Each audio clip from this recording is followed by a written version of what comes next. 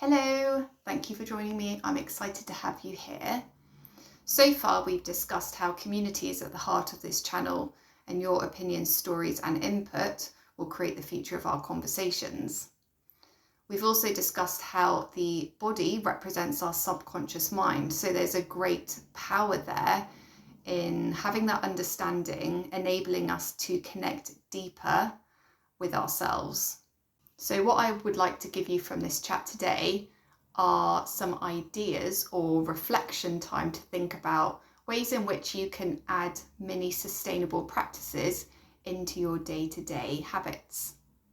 These conversations are setting us up really nicely to have information on preventative healthcare and what that means for us as individuals and collectively. So today I would like to talk about sustainability and connection and what that means to me. I would love to hear in the comments, what does sustainability mean to you? And have you created any mini or big practices recently that have made a big impact or a small impact to your life? Simply put, for me, sustainability means being able to maintain a certain level of activity or energy level throughout my day. And I think that this changes as we go through different chapters of our lives. But I think the key thing is actually having that connection and relationship with yourself so that you can feel when you're in balance or in sync, maintaining this level that you feel comfortable at, and then equally seeing the signs of when your body starts to tell you that you're going out of balance and you need to re-look at your daily habits and priorities. So, for example, the opposite of sustainability, one example, would be an overactive and underactive cycle, which can look a little bit like a wave or a heartbeat.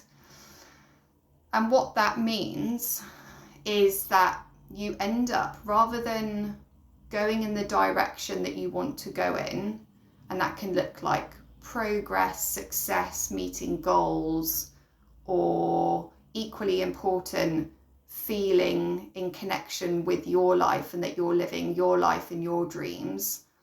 An overactive, underactive cycle where you do too much, get exhausted, can't do anything, then have a period of time where you're not doing the things that you want to be doing. You get the gist.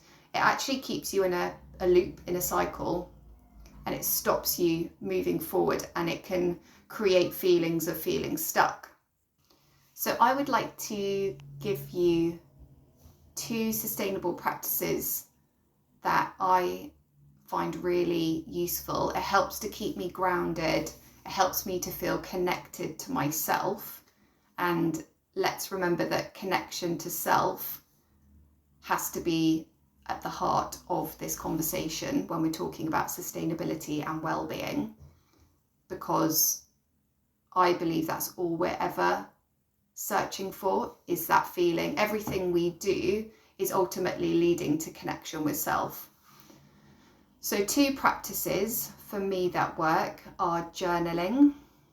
There's lots of further conversation we can have about this, but journaling, and that means to me writing without any structure, and it's just free form, and also being outside in nature. That is a fundamental key sustainable practice for me, and actually that has been consistent.